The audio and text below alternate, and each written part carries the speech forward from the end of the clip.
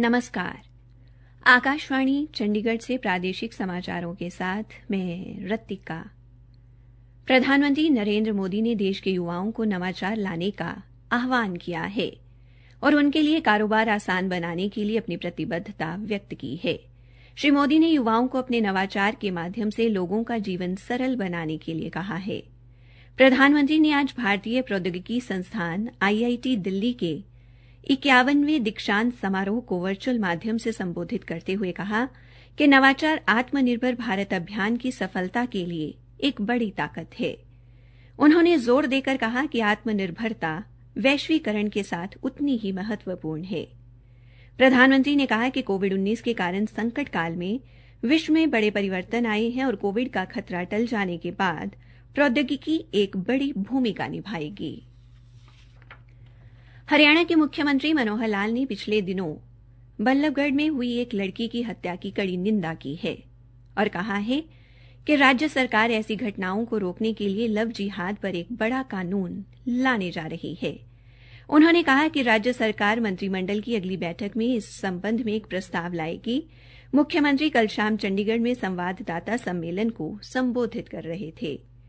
उन्होंने कहा कि हाल ही में राज्य सरकार ने बल्लभगढ़ में एक लड़की की हत्या का कड़ा संज्ञान लेते हुए हिमाचल प्रदेश व उत्तराखंड की तर्ज पर एक कड़ा कानून लाने का फैसला किया है।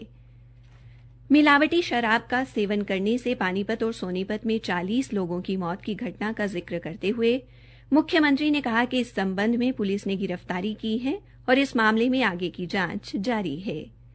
तालाबंदी के दौरान शराब की बिक्री के मुद्दे पर पूछे गए एक सवाल के जवाब में मुख्यमंत्री ने कहा कि इस अवधि के दौरान स्वचालित प्रणाली के माध्यम से 105 पास जारी किए गए और शराब के लिए केवल 2 पास जारी हुए। एक अन्य प्रश्न के उत्तर में मुख्यमंत्री ने कहा कि राज्य सरकार इस वर्ष 7200 करोड़ रुपए के उत्पाद शुल्क संग्रह का लक्ष्य प्राप्त करेगी, जो पिछले वर्ष के मुकाबले अधिक है। उन्होंने कहा कि विभाग ने कोविड सेस के रूप में 170 करोड़ रुपए एकत्रित किए हैं। हरियाणा के मुख्यमंत्री मनोहर लाल ने कहा कि हरियाणा विधानसभा में पंचायती राज संस्थाओं के तीनों स्तरों ग्राम पंचायतों, पंचायत समितियों और जिला परिषदों में महिलाओं की 50% हिस्सेदारी सुनिश्चित करने व पंचायत समितियों तथा जिला परिषदों में पिछड़े वर्ग ए के उम्मीदवारों को 8% आरक्षण देने का विधेयक पारित किया गया। मुख्यमंत्री हरियाणा विधानसभा सत्र के अंतिम दिन कल सदन में उत्तर दे रहे थे। मुख्यमंत्री ने बताया कि पंचायती राज संस्थानों को और अधिक सशक्त बनाने के लिए सत्ता के विकेंद्रीकरण की भी अनेक पहल की गई हैं, जिनमें जिला परिषदों के अलग से मुख्य कार्यकारी अधिकारी लगाने और शहरी स्थानीय निकायों में अलग से जिला निगम आयुक्त लगाना प्रमुख हैं। हरियाणा विधानसभा सत्र के दौरान कई महत्वपूर्ण विधेयक पारित हुए और इनमें पंचायतों के लिए राइट टू रिकॉल विधेयक भी पटल पर रखा गया, जिसे सदस्यों ने पारित कर दिया। इस विधेयक के लागू होने से ग्रामीणों को काम न करने वाले सरपंच को कार्यकाल पूरा होने से पहले ही हटाने का अधिकार मिल गया है। इस विधेयक के बारे में उप मुख्यमंत्री दुष्यंत चौटाला ने बताया कि सरपंच को हटाने के लिए गांव के 33% मतदाता अविश्वास लिखित में शिकायत संबंधी अधिकारी को दे सकते हैं। यह प्रस्ताव खंड विकास एवं पंचायत अधिकारी तथा सीईओ के पास जाएगा। इस बैठक के तुरंत बाद गुप्त मतदान करवाया जाएगा और अगर 67% ग्रामीणों ने सरपंच के खिलाफ मतदान किया तो सरपंच पदमुक्त हो जाएगा।